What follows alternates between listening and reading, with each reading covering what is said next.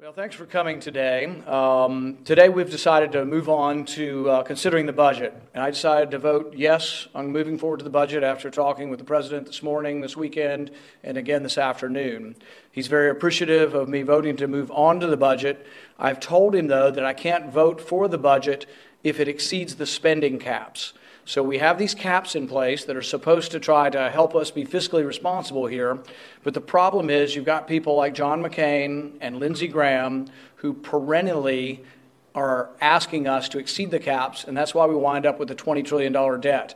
And so, frankly, the people that are torpedoing this and endangering the budget vote are, frankly, Lindsey Graham and John McCain. I've said if they will adhere to what we say we are for, we as Republicans say we are for these budget caps. If we'll say and do what we say we're for, I'll vote for the budget. But if we're not going to be conservative, I can't vote for it.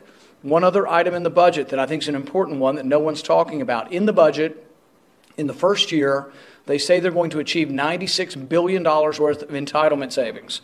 So if you are to achieve $96 billion in entitlement spending, you would think there should be a bill, or there should be reconciliation instructions, there should be a plan. So I think what we need to ask Republicans who are for this budget, what's your plan for saving the $96 billion in year one that makes your budget balance in 8 years? So my question is, are they serious, or is it just a game? I think to many of them it's a game and a charade, and they say budget doesn't mean anything, it's a vehicle for cutting taxes, we don't care what's in it, which is what they say until we ask them to actually make it a more fiscally conservative document, and then they refuse because we have too many Republicans who basically are not fiscally conservative. Senator, some of those budget caps, though, are statutorily put in there under the Budget Control Act of 2011. Some will argue, and I know it's an issue of debate, though, that that can't be moved, though, and that your argument about the potential push by McCain or Graham is moved, that they won't be moved. No, they push every year, and they have been for the past decade, at spending money that's above the caps. They do it all the time. It's the Overseas Contingency Fund. So the OCO account is basically a way to evade the caps. It's intellectually dishonest. It's fiscally liberal. It is what is pushing on the increase in our debt, and it's done by John McCain and Lindsey Graham. So they're the ones pushing that we're going to evade the caps with OCO money. So the $43 billion that exceeds the caps, technically, you're right. You can say, oh, we're going to adhere to the caps. They will. And yet then they'll put $43 billion in some account they just don't count as going against the caps. But I think that's a game and dishonest. Senator, will you, two things, will you introduce an amendment to offset the OCO money that you were talking about? Do you have any sense of support of that? And then also make a point that leadership makes. This is a vehicle for tax reform, something you're very keen on doing. Right. What happens if this falls apart? And that your legislative initiative does as well. Well, here's the thing is, many people have pointed out that this could actually be a tax cut. I actually do advocate a tax cut. I'm fine with a tax cut. And people say, well, is that fiscally responsible? In the context of believing in spending cuts, it would be. And that's what our budget document is. It's a document that represents, are we for spending cuts? Are we fiscally responsible? So I can't vote for one without the other. So I can vote for a big tax cut. I'll vote for almost any tax cut that comes down. I'm for stimulating economic growth through a tax cut. But I won't do it and then say, oh, I don't care about spending. The budget vote to me is a symbol and a guidepost as to what we are as a party and what we stand for. And the people like McCain and Graham, who parade as conservatives but are not really conservative, they need to be called out because they are bankrupting our country by sticking money in the OCO funding to the tune of trillions of dollars over the last 15 years. So an amendment on...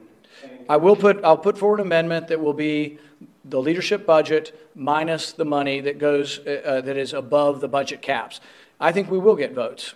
But the interesting thing will not be who votes for it. I think we'll get 15 or 20 people in our caucus who will vote for it, and no Democrats.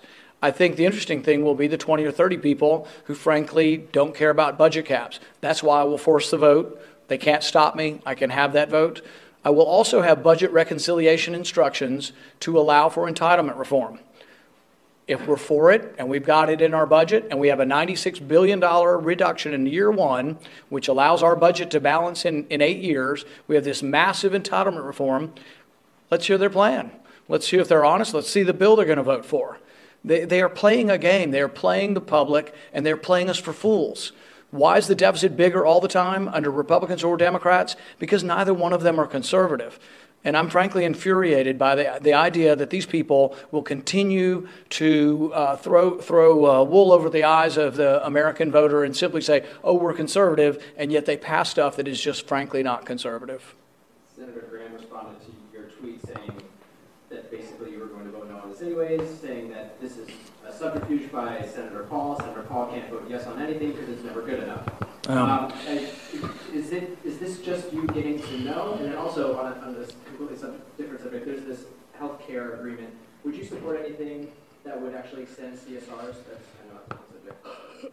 Lindsey Graham wouldn't know a conservative if he met one, all right? He's never been a conservative. He's probably a big part of why we have such a massive debt in this country, because he is unwilling and unable to be restrained at all on the money he throws at the military. So no, I don't consider him to be a conservative nor a bona fide Republican critic. I do think, though, that he's part of the problem, and I think with regards to a yes vote, I've already told the president I will vote yes, as long as they don't exceed the budget caps. So basically what I'm telling Republicans is, if you are going to be honest and do what you say, I will vote with you. If you are continuing to be dishonest, if you are saying you are for budget caps and then you're putting money in there that exceeds the budget caps, that's dishonest and it shows hypocrisy, and I don't want to be a part of that team. And so Lindsey Graham's the lead cheerleader for that team, and I don't want to be on a team that says we're for budget caps and then immediately evades the budget caps.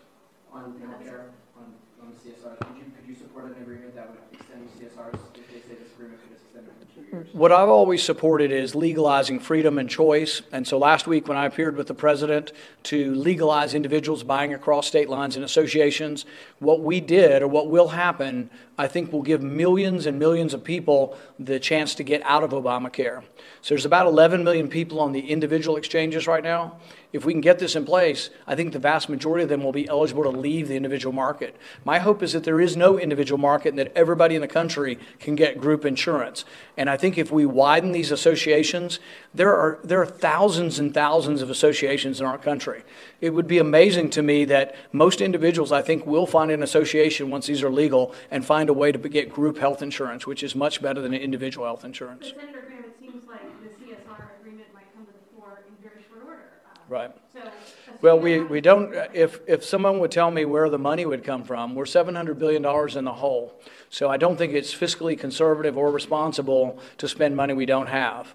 So it'd be sort of like this. You tell me that your neighbor is poor and you want to help them with insurance, but you don't have enough money to feed your kids, and you go to the bank and say to the bank, will you loan me money because I'm a good-hearted person and I want to give money to my neighbor to buy health insurance? That's what we're doing. And we're also not fixing the problem. We are subsidizing a broken individual market. What have the prices done in the individual market since we've been subsidizing it? They've gone up 100%. So when you subsidize something, you get more of it, but you don't necessarily bring the price down. So we're helping people in a way, but really, are you really helped if your health insurance has doubled and the government helps you buy it, and then the deductible $6,000? I think you might be worse off. So no, we need to get the hell out of the market. We need to get the government out of insurance, and we need to let people have freedom to choose what they want to choose and to find cheaper prices. We'll get a wrap. All right, thanks.